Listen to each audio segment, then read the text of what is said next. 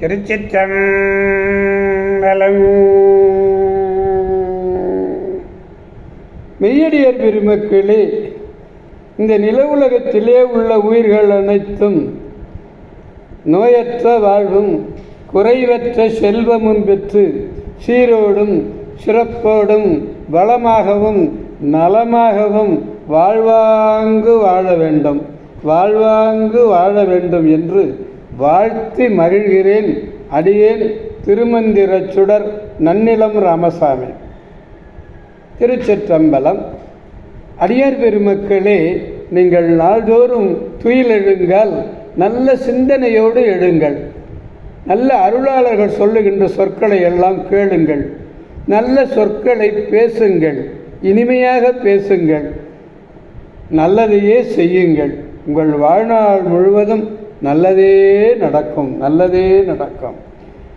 அன்னம்பாலிக்கும் தில்லை சிற்றம்பலத்திலே அருள் நடனம் ஆடிக்கொண்டிருக்கிற நம்பெருமன் சிவபெருமன் குத்தப்பெருமன் அருள்மிகு சிவகாம சுந்தரி உடனமர் நடராஜ பெருமானுடைய பேரருளையும், மாப்பிள்ளை குப்பம் அருள்மிகு காமாட்சி உடனமர் கைலாசநாதருடைய பேரருளையும், அருட்குருமார்களுடைய குருவருளையும், அடியார் பெருமக்களாகிய உங்களுடைய அன்புரைகளையும் வாழ்த்துரைகளையும் துணையாக கொண்டு அடியேன் இன்று 4ஆம் திருமுறையிலிருந்து திருக்கச்சி ஏகம்பம் என்னும் திருத்தலத்தினை சிந்திக்க இருக்கிறோம்.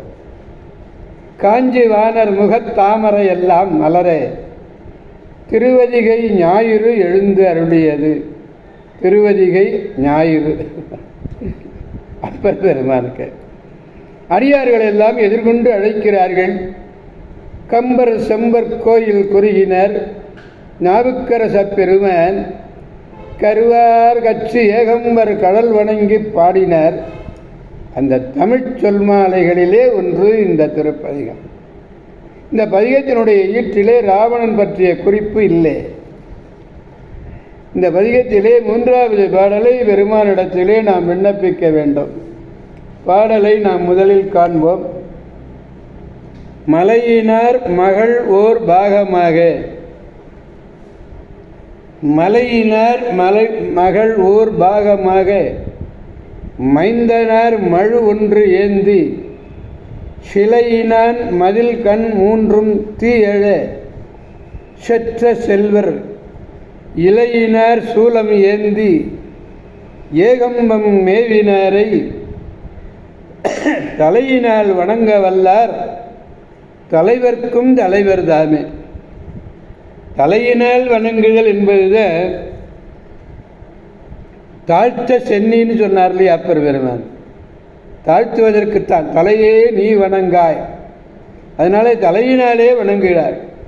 தலையினால் வணங்க வல்லார் தலைவர்க்கும் தலைவர் தாமே என்றார். அதாவது பார்வதி பாகரான இளையர்னார். மைந்தருங்கிறதுக்கு இளையர், அதாவது மணாளர்னு சொல்லலாம். நல்ல வலிமையை உடையவர்னு, மைந்து என்றால் வலிமை. பார்வதி பாகராகிய இளையராய் கையிலே ஒற்றை மழுப்படையை ஏந்தி இருக்கிறார். மழு ஏந்தியவர். வில்லினாலே 3 மதில்களையும் அழித்தவர். தீப்பற்றி எரியுமாறு அவற்றை அழித்த செல்வர். இலை வடிவமான சூலத்தை கையிலே ஏந்தி ஏகம்பத்தை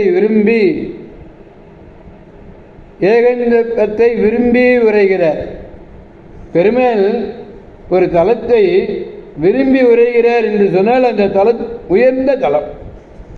அப்படிப்பட்ட பெருமானை தன் தலையாலே வணங்க வல்லவர்கள். அந்த பெருமானை யாரொருவர் தலையாலே வணங்குகிறார்களோ அவர்களெல்லாம் தலைவர்க்கும் தலைவர். நான் தான் தலைவன் சொல்லிட்டு இருக்கான் இல்லையா, அவன்லாம் தலைவனே கிடையாது. பெருமானை யாரொருவர் தலையாலே வணங்குகிறார்களோ அவர்கள்தான் தலைவர். தலைவர்கள் மட்டுமல்ல, தலைவர்க்கும் தலைவர்னு சொன்னார். தலைவர்க்கும் தலைவராகிய உயர்ந்த நிலையை உடையவர். மலையினார் மகள் என்பது இமாச்சலகுமாரி. இமாச்சல குமாரி, மைந்தனர் வலிமை உடையவர், மழுப்படையை தாங்கியவர். சிலை என்பது இங்கே மேருமலையாகிய வில்லு. சிலைன்னு சொன்ன மலை, சிலை என்னும் ஒரு மரம். அந்த சிலை என்னும் மரத்தினாலே செய்யப்படுவதனாலே அந்த வில்லுக்கு சிலை என்று ஒரு பெயர். இங்கே சிலை என்பது மலையே சிலை, இமயமலையே சிலை. 3 மதில் முப்புறம், செல்வர், அதாவது மும்மலமும் இல்லாத தூய ஞான செல்வமுடையவர் நம்பெருமான். சிலையுடை மலையை வணங்கி திரிபுரம் ஒன்றும் எய்தார். 4ஆம் திருமுறையிலேயே இலையுடை படை, தலையினாலே தொழுது ஓங்குவர், நீங்குவார் தடுமாற்றம். 2ஆம் திருமுறையில் ஞானசம்பந்த பெருமாள் சொல்ல, தலையினாலே தொழுது ஓங்குவர், தடுமாற்றம் நீங்குவார் என்று சொல்லுகிறார். பாடலை முழுமையாக பெருமானிடத்திலே பாடி மகிழ்விப்போம். மலையினார் மகள் ஓர் தாகம் மைந்தனார் மழு ஒன்றேந்தி சிலையினால் மதில்கள் 3ம் தீய சற்ற செல்வர் இலையினர் சூலம் ஏந்தி ஏகம்பம் மேவினரை தலையினால் வணங்க வல்லார்